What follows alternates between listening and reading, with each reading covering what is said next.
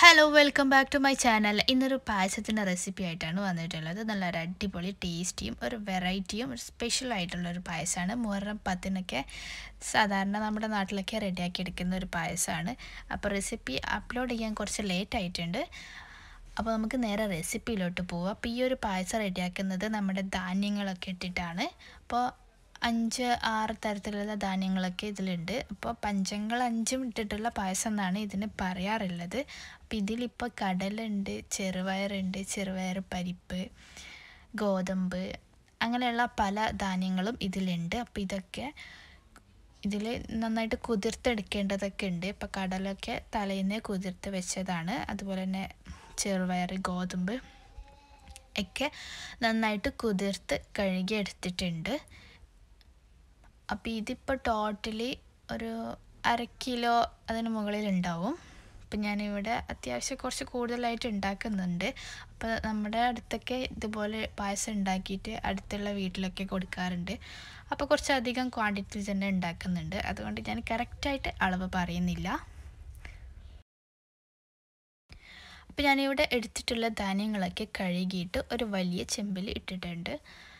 അടികട്ടിയുള്ള ചെമ്പിൽ തന്നെ ഇത് ചെയ്തെടുക്കുന്നതാണ് നല്ലത്. അപ്പോൾ ഇത് വേവിച്ചെടുക്കാൻ ആവശ്യമായിട്ടുള്ള വെള്ളം ഒഴിച്ചിട്ടുണ്ട്. അത്യാവശ്യം നന്നായിട്ട് വെള്ളം ഒഴിച്ചിട്ടുണ്ട്. പിന്നെ ഇതിൽ 1 കപ്പ് പച്ചരി കൂടി ചേർത്ത് കൊടുത്തിട്ടുണ്ട്. കൂടെ തന്നെ ഒരു മീഡിയം സവാളയുടെ പകുതിയും കൂടി കട്ട് ചെയ്തിട്ട് ചേർത്ത് കൊടുത്തിട്ട് ഇത് നമുക്ക് വേവിച്ചെടുക്കണം. അപ്പോൾ ഇത് അത്യാവശ്യം വെന്ത് വരുന്നുണ്ട്. ഒരു ഹാഫ് കുക്ക് ആയിട്ടുണ്ട്. അപ്പോൾ ഇത് കുറച്ചും കൂടി ഒന്ന് കുക്കാവാനുണ്ട്. അപ്പം ഞാനിവിടെ അടുപ്പിൽ വെച്ചിട്ടാണ് ഇത് ചെയ്യുന്നത്. അപ്പോൾ വീഡിയോന് കുറച്ച് ക്ലിയർ കുറവുണ്ട്. അപ്പോൾ ഇതിൽ നമ്മൾ എന്താ പറയുക, ഇത് കുക്കാകുന്ന സമയത്ത് വെള്ളം വറ്റുകയും അടിക്ക് പിടിക്കുകയും ചെയ്യും. അപ്പോൾ അതൊന്ന് ശ്രദ്ധിച്ചിട്ട് ചെയ്യുക. അപ്പോൾ ആവശ്യമുണ്ടെങ്കിൽ വെള്ളം ചേർത്ത് കൊടുക്കാം. തേങ്ങയുടെ 3-ാം പാൽ എടുത്തിട്ട് ചേർത്ത് കൊടുക്കുകയാണെങ്കിൽ അങ്ങനെ ചേർത്ത് കൊടുക്കുക, അല്ലെങ്കിൽ ചൂടുവെള്ളം ചേർത്ത് കൊടുക്കുക. ഇപ്പം ഞാൻ ഇതിലോട്ട് 2-ാം പാൽ ചേർത്തിട്ടുണ്ട്. എന്നിട്ടിത് നന്നായിട്ട് ഇളക്കിയിട്ട് നമുക്കിതിന് ബാക്കി കൂടി കുക്ക് ചെയ്തെടുക്കണം. അപ്പോൾ അതിനിടയ്ക്ക് നമ്മൾ ഇതിൽ മധുരത്തിന് വേണ്ടിയിട്ട് ശർക്കരയാണ് യൂസ് ചെയ്യുന്നത്. ഇപ്പോൾ ഇതിൽ 1 കിലോ അടുത്ത് ശർക്കര ഉണ്ട്. അപ്പോൾ ഇതിന് കുറച്ച് വെള്ളം ഒഴിച്ചിട്ട് നന്നായിട്ടൊന്ന് മെൽറ്റ് ചെയ്ത് നമുക്കിതിനെ ശർക്കര പാനിയാക്കി എടുക്കണം. അപ്പോൾ അതങ്ങനെ നമ്മുടെ ശർക്കര പാനി ഇവിടെ റെഡി ആയിട്ടുണ്ട്. അപ്പോൾ ഇനി ഇത് ഫ്ലെയിം ഓഫ് ചെയ്തിട്ട് മാറ്റി വയ്ക്കാം.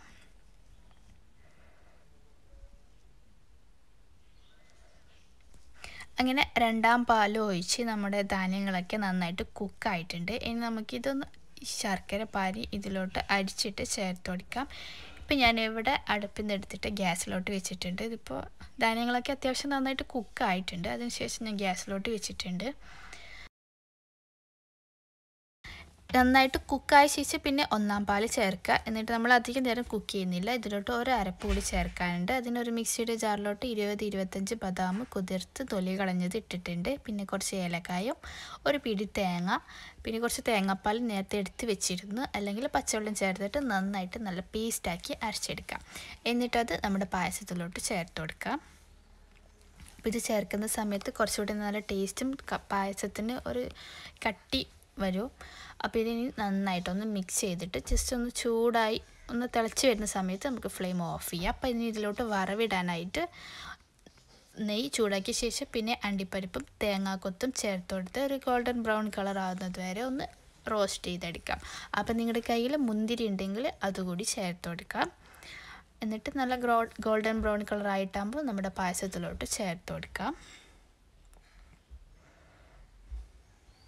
അപ്പോൾ ഇത്ര പണിയുള്ളൂ. നല്ല സിമ്പിളായിട്ടുള്ള റെസിപ്പിയാണിത്.